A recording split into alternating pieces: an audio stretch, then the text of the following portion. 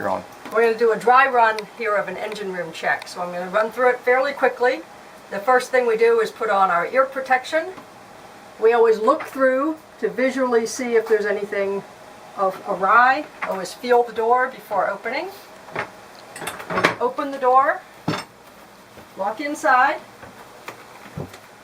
We want to pick up our heat gun and a flashlight. Make sure our flashlight's going to work. First thing we do is feel to make sure the fan is operating. Next thing we want to do is make sure that there's fuel in the supply tank, so we look at the sight gauge. Next thing we do is check our Raycor filters, which are here. We want to check the pressure gauge on our Raycor filters to see if they are in need of changing. And there's one on the port over here, and there was one on the starboard, over here. Okay, the next thing we're going to do is check the ambient temperature of the engine room, which we do here, and it's about 85 degrees Fahrenheit in here. Next thing we're going to do is a series of temperature comparisons between the two engines. So we're going to shoot in pre-marked spots, so we look at a temperature reading there.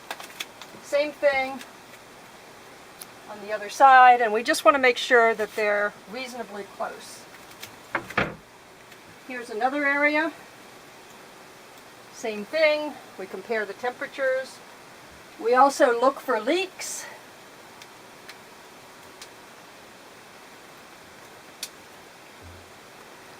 Another temperature comparison here on the turbocharger, and here. Do another one here on the exhaust. Here, and here. Again, we look for leaks. Then we want to check our shafts. This is our starboard shaft. So we're going to want to look down here and make sure it's spinning. We want to make sure that there's some water dripping off it. And we want to take a temperature reading.